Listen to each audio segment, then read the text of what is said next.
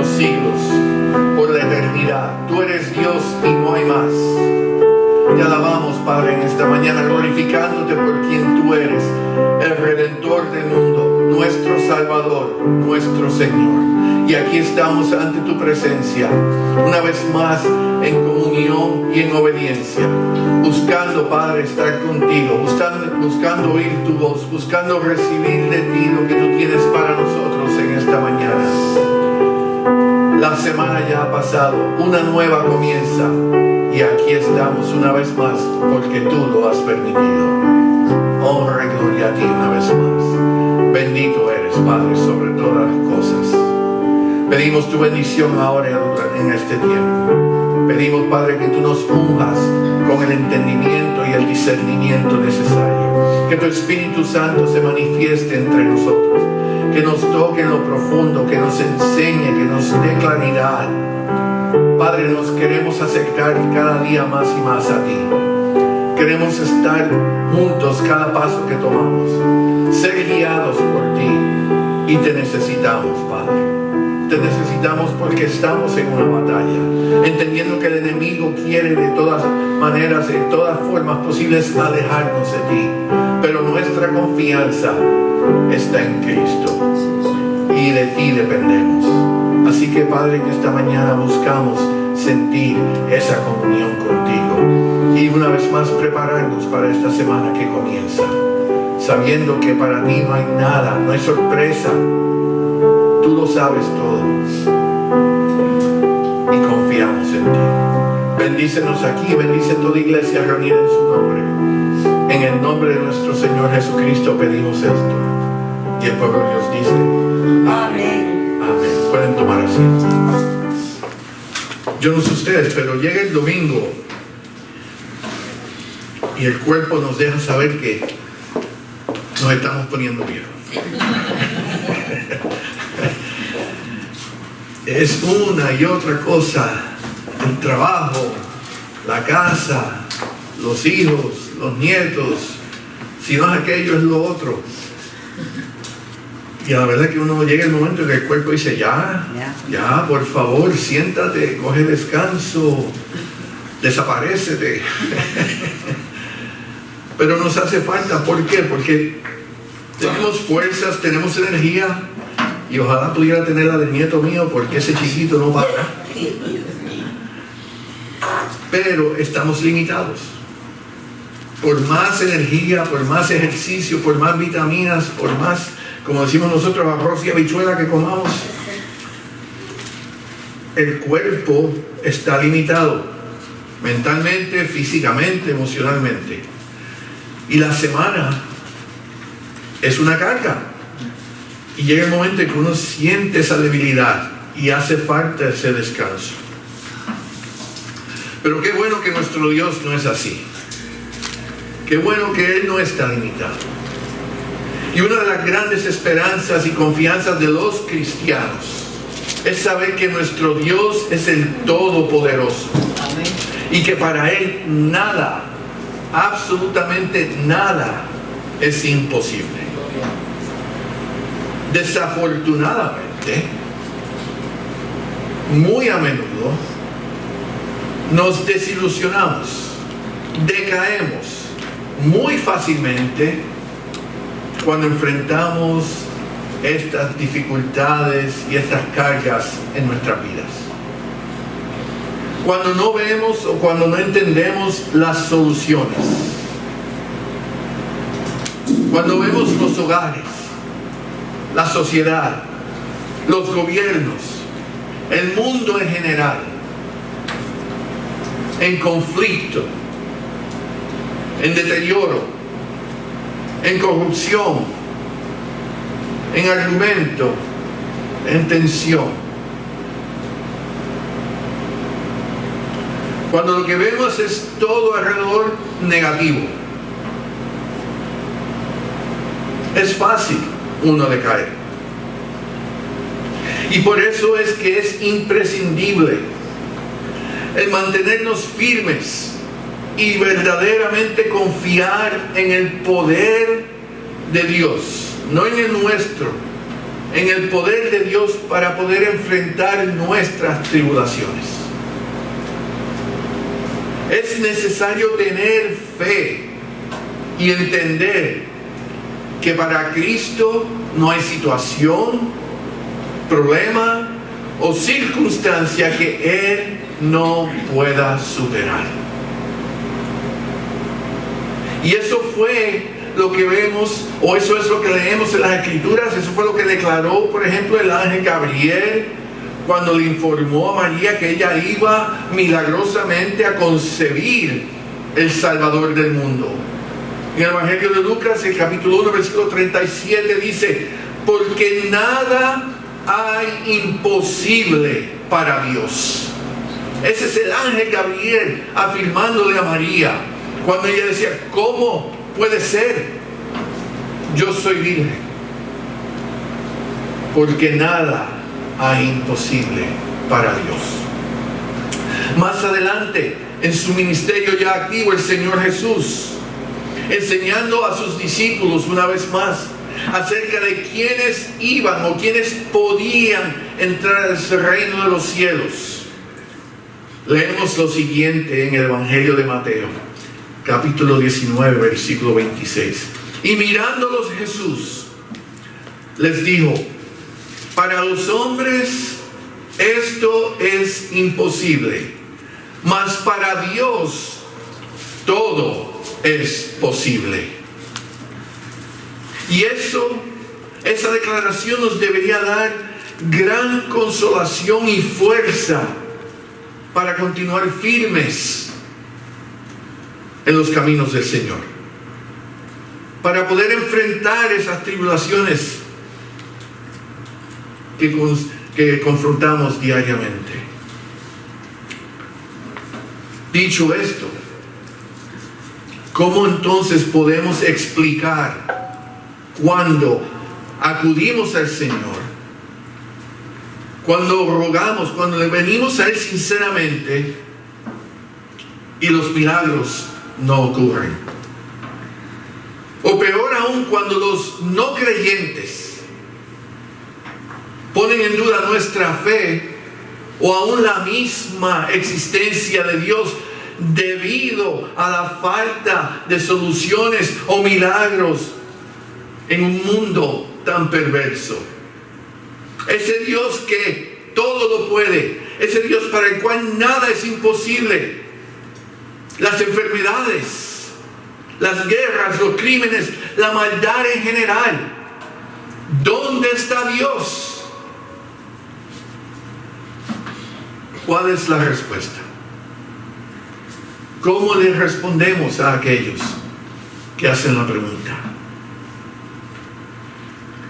Pero voy a ir más allá. ¿Qué pensarían ustedes si yo les dijera que en la misma Biblia encontramos una ocasión en particular en la cual el Señor Jesús no pudo, o mejor dicho, estuvo limitado en el poder de hacer milagros? ¿Cuál sería su reacción si la palabra de Dios nos indicara que Jesús no podía? ¿Será posible que existan ciertas cosas, eventos, ciertas circunstancias en las cuales son tan difíciles, son tan complicadas que el mismo Señor no puede ejercer, no puede resolver, no puede llevar a cabo lo que hace falta? Si ese es el caso, si eso es una realidad, entonces ¿podemos verdaderamente reconocer a Cristo como el Todopoderoso? ¿Podemos verdaderamente confiar en Él? Y dicho eso, les pido ahora que vayan conmigo al Evangelio de Marcos, al capítulo 6. Y vamos a leer los versículos del 4 al 6. Y les pido En reverencia al Señor, que se pongan de pie para tener lectura. Evangelio de Marcos, capítulo 6, versículos 4 al 6, la palabra de Dios dice así. Mas Jesús les decía, no hay profeta sin honra, sino en su propia tierra, y entre sus parientes y en su casa. Y no pudo hacer allí ningún milagro, salvo que sanó a unos pocos enfermos, poniendo sobre ellos las manos. Y estaba asombrado de la incredulidad de ellos y recorría las aldeas de alrededor enseñando. Bendita sea su palabra, pueden tomar asiento.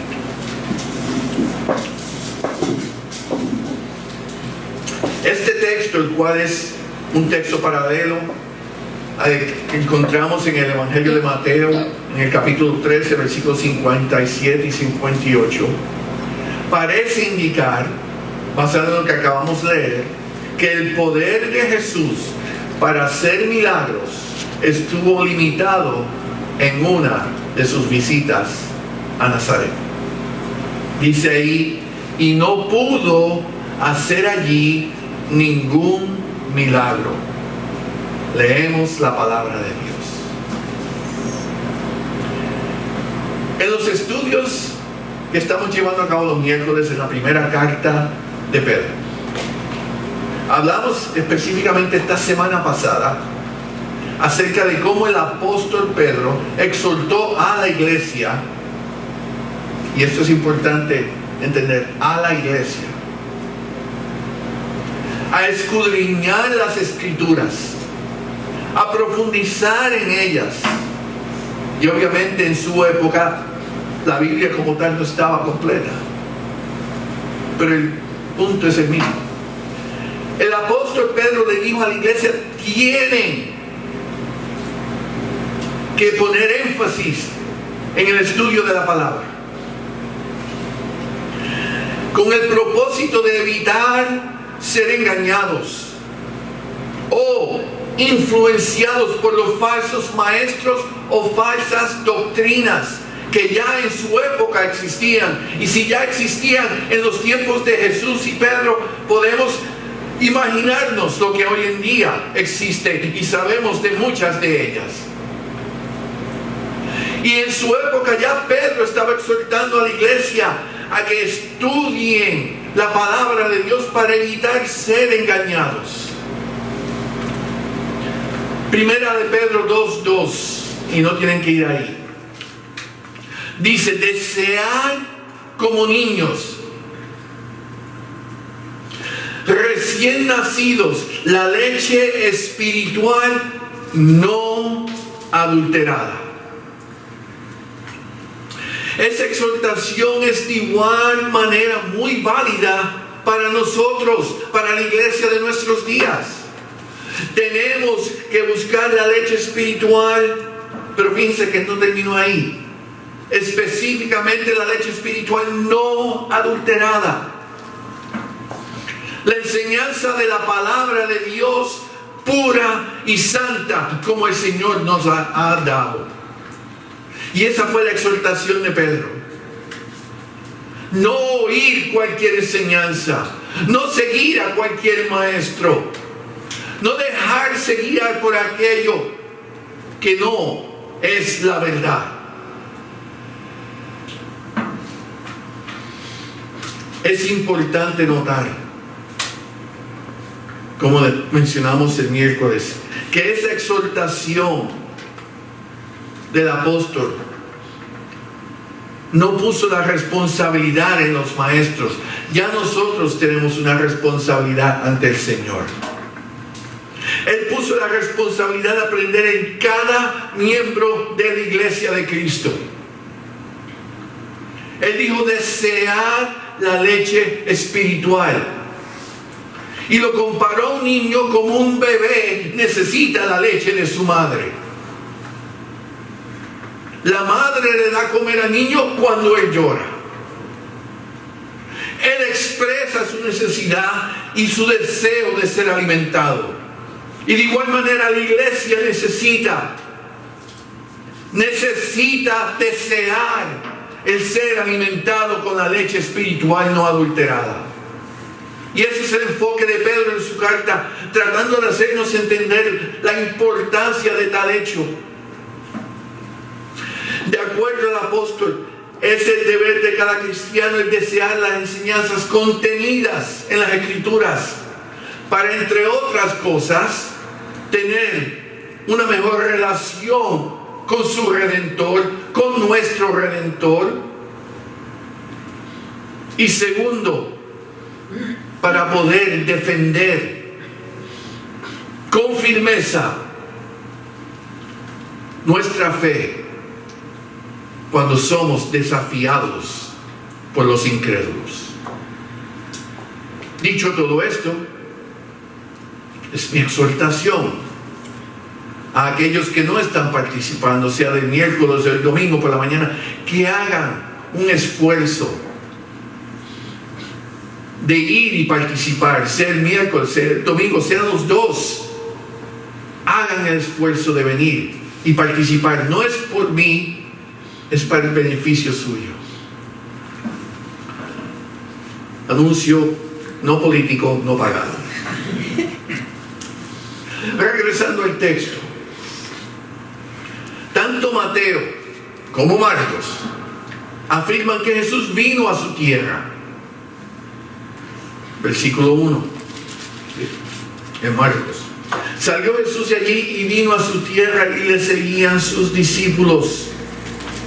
La referencia aquí es a los alrededores de Nazaret, no la ciudad donde el Señor nació. Sabemos muy bien que Él nació en Belén, pero la ciudad de donde venían sus padres y la ciudad donde fue criado por José y María, su madre. Eso era lo que Él llamaba su tierra, su hogar. Leemos en el versículo 2 que al llegar el día de reposo, Jesús predicó en la sinagoga.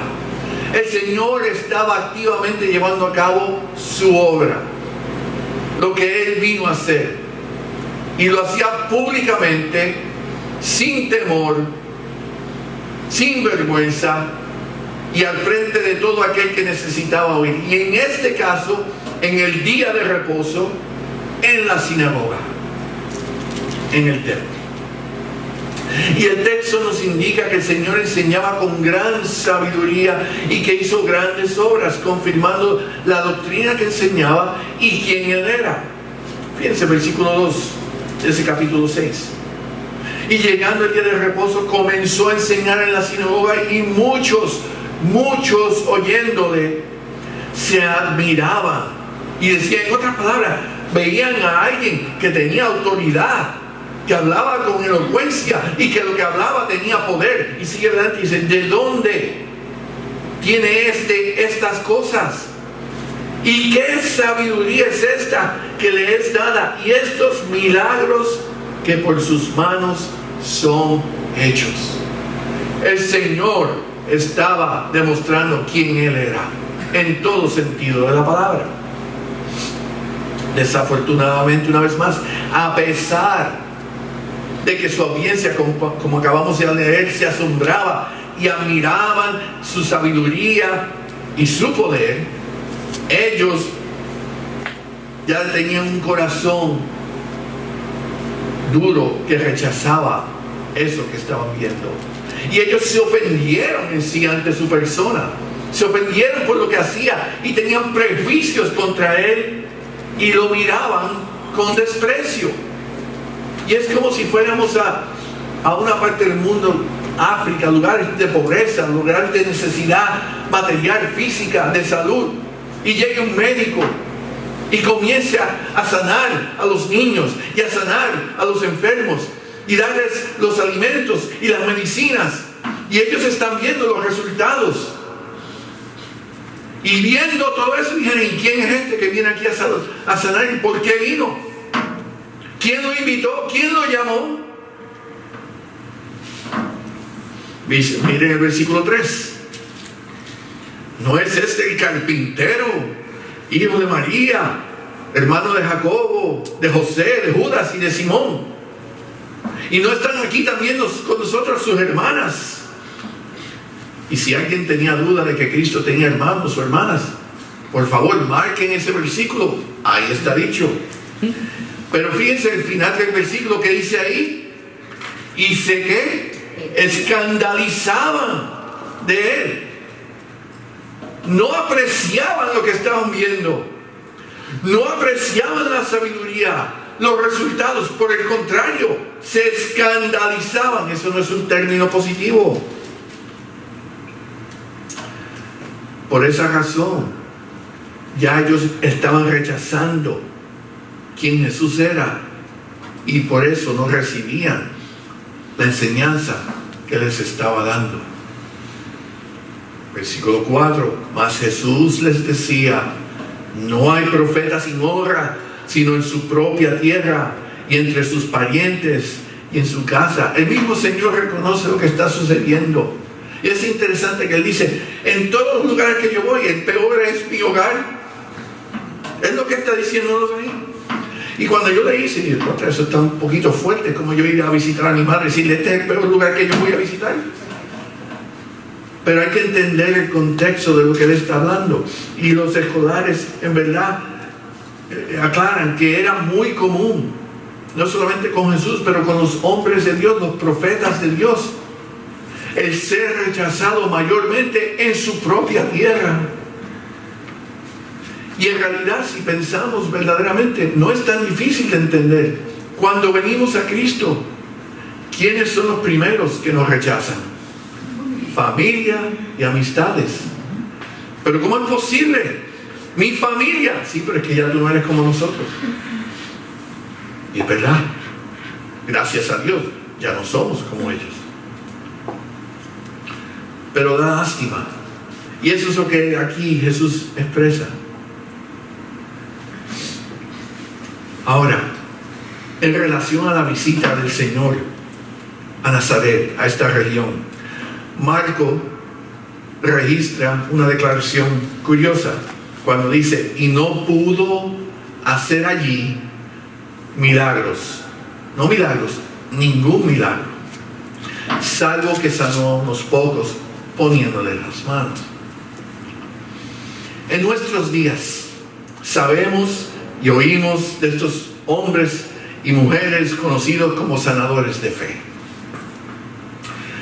Y ellos van a ciudades y tienen eventos en estadios o iglesias grandes, deberían ser templos grandes, y mercadean y anuncian que van a estar tal día en tal lugar, y todos los enfermos, los necesitados que vayan para que puedan recibir milagros, para que sean sanados en el poder de Dios.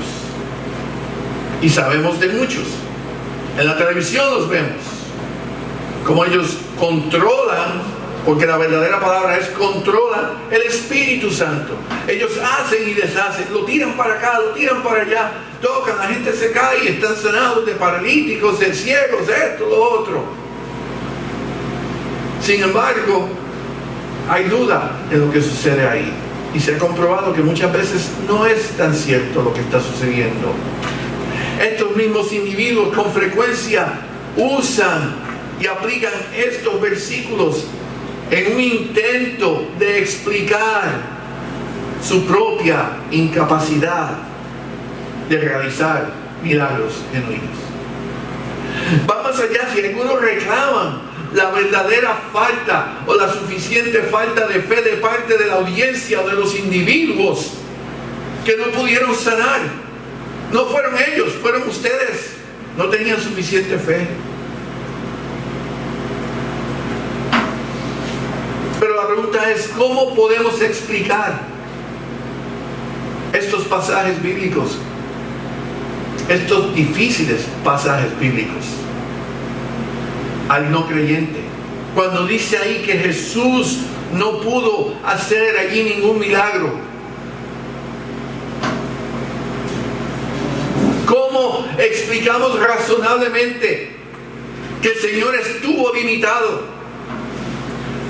¿Cómo el Todopoderoso no pudo hacer milagros?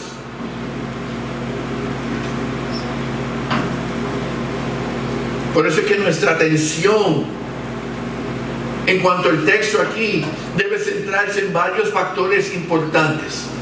Primeramente, la Biblia, las mismas escrituras nos enseñan inequívocamente, palabra de domingo, que Jesús poseía y posee, porque no ha cesado, el poder para hacer y realizar milagros. Su capacidad de hacer milagros primeramente fue profetizada en el Antiguo Testamento. Isaías capítulo 35, versículos 5 y 6. La palabra de Dios dice: entonces los ojos de los ciegos serán abiertos y los oídos de los sordos se abrirán. Entonces el cojo saltará como un ciervo y cantará la lengua del mudo, porque aguas serán cavadas en el desierto y torrentes en la soledad. Desde el Antiguo Testamento ya la proyección de lo que el Señor Jesús iba a hacer en su ministerio estaba escrito, demostrando el poder que Él le iba a demostrar al mundo, quién Él es, quién Él sigue siendo. Durante su ministerio, su habilidad de hacer milagros asombraba a sus propios discípulos. El relato de el Señor caminando sobre las aguas, y Pedro le dice: Señor, yo quiero también. Y Pedro camina sobre el agua. Y sabemos que miró y se hundió y el Señor lo salva. Señor, sálvame. El Señor lo salva. En el Evangelio de Mateo, en el capítulo 14, al llegar, cuando dice que ya van a entrar a la barca, versículos 32 y 33, dice así: y cuando ellos subieron en la barca, se calmó el viento. Entonces los que estaban en la barca vinieron y le adoraron, diciendo: verdaderamente eres Hijo de Dios. Acuérdense que Pedro se turbó porque las aguas empezaron a moverse y el viento, y de momento, aunque estaba caminando sobre el agua, milagro, eso no era tan importante. Más importante era el viento, y quita los ojos de Cristo. Y cuando el Señor los rescata y suben a la barca, dice ahí: el viento cesó. Y aquellos en la barca ven la tormenta, ven a Jesús caminando en el agua, ven a Pedro caminando en el agua. No se van a asombrar, al contrario, lo adoran y dicen: ahora entendemos, ahora veremos, ahora verdaderamente creemos que eres Hijo de Dios. Pero no solamente eran sus discípulos. La capacidad de hacer milagros servía de confusión a sus enemigos. En el Evangelio de Juan, capítulo 11, versículo 47, dice así: entonces los principales sacerdotes y los fariseos, los cuales deberían ser sus mayores apoyadores, eran en sí sus grandes enemigos. Dice: reunieron el concilio y dijeron: ¿qué haremos? Porque este hombre hace muchas señales. Y pudiéramos suplantar la palabra señales con milagros. El concilio religioso está reunido, los fariseos, los saduceos, los sacerdotes, los escribas, y están ahí sentados y están tratando de planificar: ¿qué vamos a hacer con este Jesús? ¿Qué vamos a hacer? Con todos los milagros que está haciendo, ¿qué vamos a hacer? Más importante debería ser: ¿cómo lo vamos a hacer? Si Él tiene ese poder de hacer milagros, imagínate lo que nos puede hacer a nosotros. No, pero la arrogancia era tan grande de ellos. La maldad que existía en sus corazones era tal que los milagros eran insignificantes. Ellos seguían enfocados en cómo salir del hombre que está llevando a cabo los milagros. Como evidencia para nosotros, como evidencia, vemos a Cristo ejerciendo su poder divino sobre las enfermedades, ciegos, sordos, mudos, leprosos, inválidos, paralíticos, flujos de sangre. Vemos a Cristo ejerciendo su poder sobre las leyes de la naturaleza. Caminó sobre el agua, paró la tempestad. objetos materiales, cambió el agua a vino, alimentó a 5,000 con 5 panes y 3 peces. 2 peces, perdón, exageré un poco. Vemos a Cristo ejerciendo poder sobre los demonios, expulsando a demonios, en un caso una legión, miles de demonios. E incluso vemos a Cristo ejerciendo su poder divino aún sobre la misma muerte, resucitando a varios, sabemos de Lázaro y otros. El Señor Jesús, a través de su poco tiempo en esta tierra, demostró quién Él era. Verdaderamente es el Hijo de Dios. Pero no concluye ahí. En adición, tenemos que entender que la habilidad de Cristo, el hecho de que Él llevaba a cabo estos milagros, no dependía y no depende de la fe demostrada por los recipientes de sus milagros. ¿Qué es lo que estos sanadores dicen? La falta de fe de ustedes, por eso yo no los pude sanar. Por eso yo no los pude sanar. Pido que vayan conmigo al Evangelio de Lucas, capítulo 7.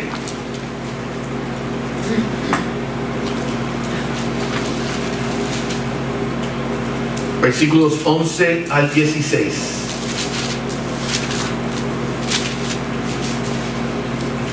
Dice la palabra: aconteció después que él iba a la ciudad que se llama Naín, e iban con él muchos de sus discípulos y una gran multitud. Fíjense que no eran solamente los 12, eran muchos discípulos, y en adición a los discípulos una gran multitud. Cuando llegó cerca de la puerta de la ciudad, he aquí que llevaban a enterrar a un difunto, hijo único de su madre, la cual era viuda, y había con ella mucha gente de la ciudad. Y cuando el Señor la vio, se compadeció de ella y le dijo: no llores. Nos dice aquí el relato que alguien vino a donde él, que alguien le pidió a él, que alguien le mostró fe hacia él. No, dice claramente que el Señor Jesús vio lo que estaba sucediendo, vio a una madre adolorida por la pérdida de su único hijo, y que dice ahí que él se compadeció. El Señor se compadeció por la viuda y le dijo: no llores. Y acercándose, tocó el féretro, y los que lo llevaban se detuvieron, y dijo: joven, a ti te digo, levántate. Él ejerció su poder. ¿El cadáver demostró alguna fe? ¿El cadáver le pidió: Señor, dame vida? No. El Señor se compadeció por el alma de la madre y obviamente del hijo, y Él dio vida al muerto.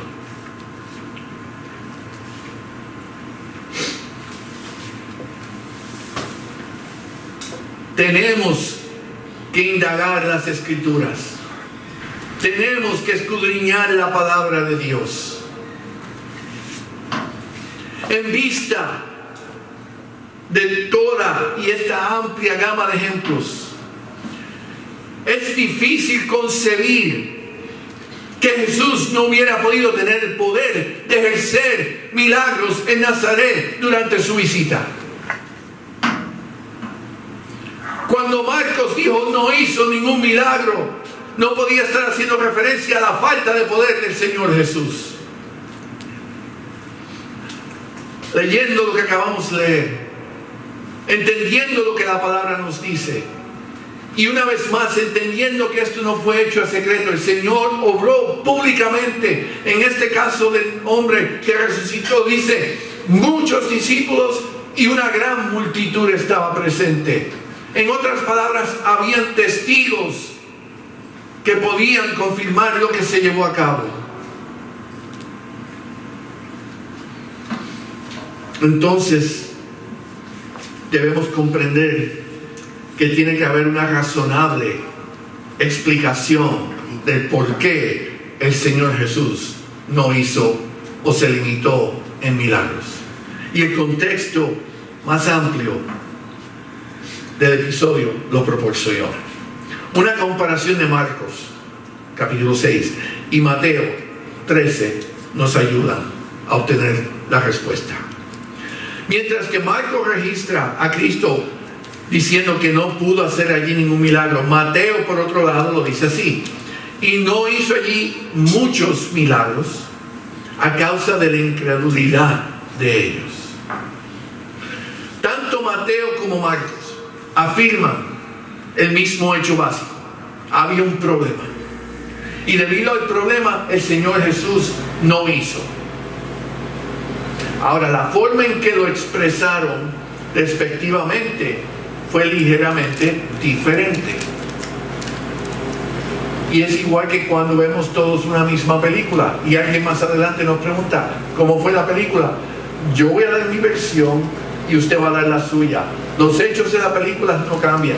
Lo que cambió fue en la forma que nosotros la describimos.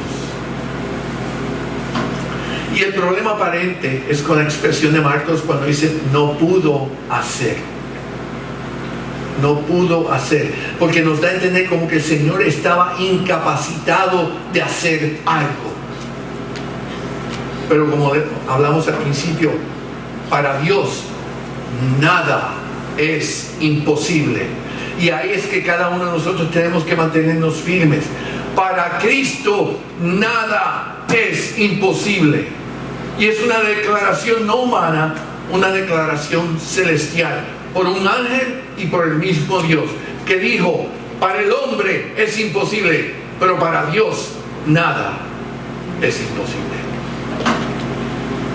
La fraseología original griega de no pudo hacer es ouk elunato. Y esta expresión era ocasionalmente usada en el Nuevo Testamento, implicando o insinuando la idea de que una persona, por alguna razón u otra, elige no hacer algo, aunque técnicamente tiene toda capacidad de hacerlo. Yo puedo enseñar en una escuela, pero yo no tengo deseo ninguno y rechazo enseñar en una escuela. Tengo la capacidad, tengo los conocimientos, tengo la habilidad, pero rechazo el hacerlo. Y ese es el concepto aquí. Pero vayamos a la palabra de Dios. En una de las parábolas del Señor, Jesús habla de un hombre que invitó a muchos a una gran cena, en el Evangelio de Lucas, el capítulo 14. Y él manda a sus siervos a llevar las invitaciones. Obviamente, él está invitando a quienes, a los de su categoría, a los de su nivel, y lleva las invitaciones. Y dice el relato que uno por uno dieron excusas que no podían atender. Uno dice: es que me acabo de casar, no puedo atender. Y también entendemos que en esa época el valor de la mujer en el hogar no era tan grande, y el hombre usa lo que menos puede usar de excusa para decir: no puedo atender. El punto es que estos hombres tenían la capacidad de participar de la cena al cual habían sido invitados, pero ellos individualmente eligieron el no aceptar la invitación y por lo tanto no participar de la cena. Regresando al texto, en el caso de Jesús, él, conociendo la mente y los corazones de los que allí se encontraban, el Señor Jesús eligió limitar sus demostraciones milagrosas en la región de Nazaret. Primero, notemos que el Señor llegó a hacer algunos milagros en el territorio. Ambos, Mateo y Marcos, lo indican. Marcos dice específicamente: puso sus manos sobre unos pocos enfermos y los sanó. Mateo nos dice que él hizo algunos milagros. Eso no fue la falta de poder. Obviamente, él hizo milagros. En segundo lugar, tal era la incredulidad de aquellos. Tal era la actitud de ellos. Marcos hace un fuerte énfasis en la decidida incredulidad de los judíos de esa área, a nivel que él señala que Jesús mismo se asombró de lo que estaba sucediendo allí. Versículo 6. Y estaba asombrado de la incredulidad de ellos. Ahora, pongamos eso en contexto. Jesús, Dios, la incredulidad de aquellos era tal que él mismo decía, ¿cómo es posible? El Todopoderoso que lo sabe, él mismo decía, ¿cómo es posible que ellos sean tan incrédulos? ¿A qué nivel? ¿Qué actitud tenía? Que el mismo Señor demostró su asombro. Por otro lado, Mateo afirma claramente que Jesús se abstuvo de realizar muchos milagros debido a la incredulidad. Fíjense, Mateo 13:58 lo dice claramente. Y no hizo allí muchos milagros a causa de la incredulidad de ellos. Estamos viendo que en sí no fue Jesús que no podía. Jesús no quiso debido a la incredulidad de la audiencia. Ahora, pueden, porque siempre lo hay, aquel que le busca el otro argumento. Porque no. Y pueden presentarse aquellos que argumentan que el propósito por lo cual el Señor llevó a cabo tantos milagros, por lo cual Él sanó y demostró, era para que los incrédulos llegaran a creer en Él. Por lo tanto, si ese era el propósito de los milagros, Nazaret proporcionaba el ambiente perfecto para que Jesús hiciera lo que vino a hacer. Los milagros para que creyeran en Él. Siempre hay que buscarle la quinta pata al gato. Y la culpa no es mía, la culpa es de Dios. Al igual que estos sanadores, no tuvieron suficiente fe, por eso es que yo no pude sanar. Pero si ellos necesitaban creer, ¿por qué no hiciste más milagros para que creyeran? Y esta objeción, podríamos superficialmente decir, bueno, tiene sentido. Sin embargo, pasa por alto un elemento muy importante en la relación entre el Señor y su creación. El Señor nos ha concedido a cada uno de nosotros el poder de elección, lo que conocemos como libre albedrío. Y la forma en que ese don se usa o se aplica está determinado por la condición del corazón o nuestra mente. En otras palabras, yo voy a elegir de un lado o del otro basado en lo que hay aquí y lo que hay aquí. Cuando Jesús llega a Nazaret y cuando Él comienza a enseñar en la sinagoga, ellos sabían quién Jesús era. El hijo de José y María, el hermano de Jacobo, las hermanas están aquí. Ellos sabían perfectamente quién Él era. No era un desconocido. Y la fama de Él ya se había expandido sobre toda el área. Pero también se habían dado cuenta del poder. Decían que se asombraban por su sabiduría y los milagros que Él había hecho ya. Pero ¿cuál fue la reacción? ¿Cuál fue la reacción? Si el propósito de los milagros era que ellos creyeran, ¿por qué no creyeron? Porque eligieron no creer. Ellos en su corazón no importaba lo que el Señor fuera a hacer, lo que dijera, cómo lo hiciera, ellos no iban a creer. Al contrario, dice ahí, y se escandalizaban de Él. Lo aborrecían, lo rechazaban, no lo aceptaban. A los suyos vino y los suyos le rechazaron. Y ese fue el caso. Por parte del Señor, Él conociendo el corazón y la mente, discerniendo la posición o la disposición hostil que tenían hacia Él, Cristo decide limitar su demostración de poder y de hacer milagros. Y dice, como no me quieren, de aquí me voy. Y perdieron una gran oportunidad de recibir la bendición que Él les había traído. No importaba lo que hiciera o lo que iba a hacer, ellos no iban a creer y mucho menos a honrarlo por quien Él es y como Él merecía. Y el Señor mismo lo dijo, no hay profeta sin honra sino en su propia tierra y entre sus parientes y en su casa. Y uno puede decir, pero ¿por qué dice parientes y en su casa? Porque acuérdense que su propia familia, excepto María, le rechazó en un momento.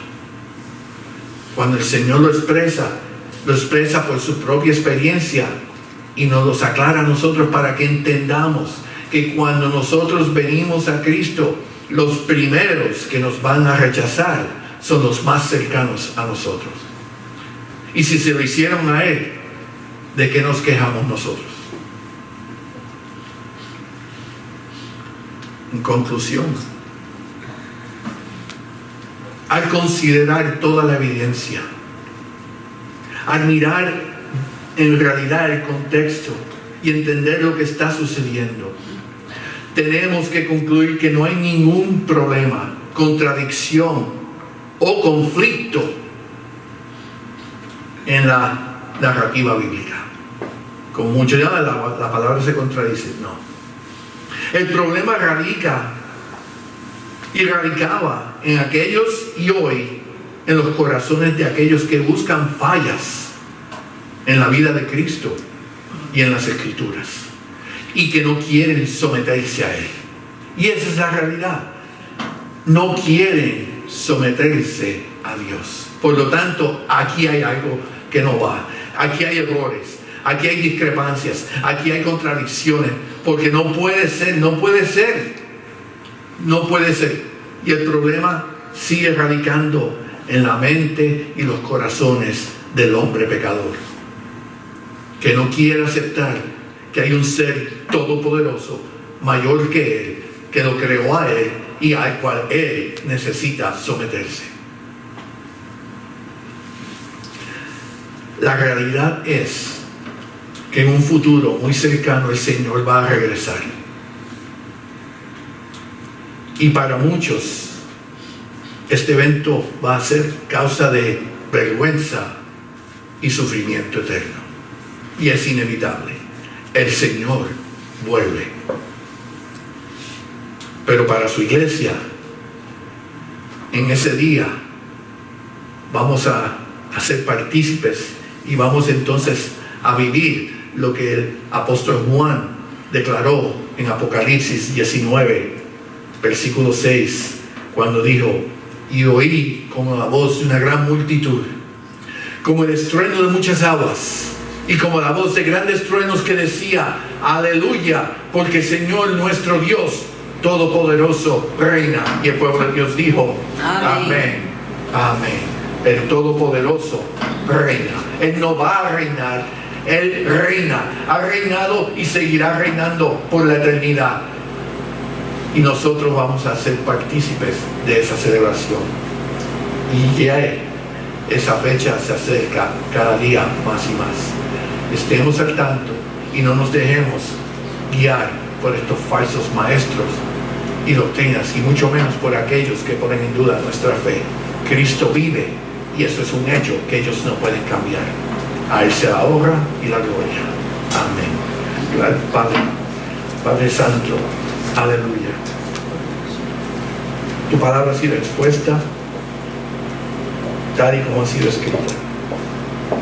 Y ahora pedimos, Padre, que tu Espíritu Santo nos las imprime en nuestras mentes y nuestros corazones, y que sea algo que tenga un significado fuerte y nos dé certeza y firmeza y confianza de entender, Padre, que aquí no hay contradicción, aquí no hay conflicto. Padre, tu palabra es clara, pura y santa. Aquí no hay error. Tú eres Dios y no hay más. Y esperamos, Padre, que esto sirva como una base para nosotros mantenernos firmes y seguir adelante. Que cuando nos ataquen, sepamos que no hay nada ni nadie que pueda contra nosotros, porque tú estás con nosotros. Y que lo que tú nos has declarado es un hecho. Un día tú vuelves por cada uno de nosotros, y en ese día vamos a estar unidos y declarar que el Todopoderoso reina. Bendícenos, Padre, durante nuestro tiempo aquí. Guíanos para seguir en tus caminos, y que podamos, Padre, firmemente declarar que Cristo vive y Cristo regresa. Esto pedimos en el nombre de tu Hijo, nuestro Señor y Salvador Cristo Jesús. Amén. Amén. Alabemos al Señor.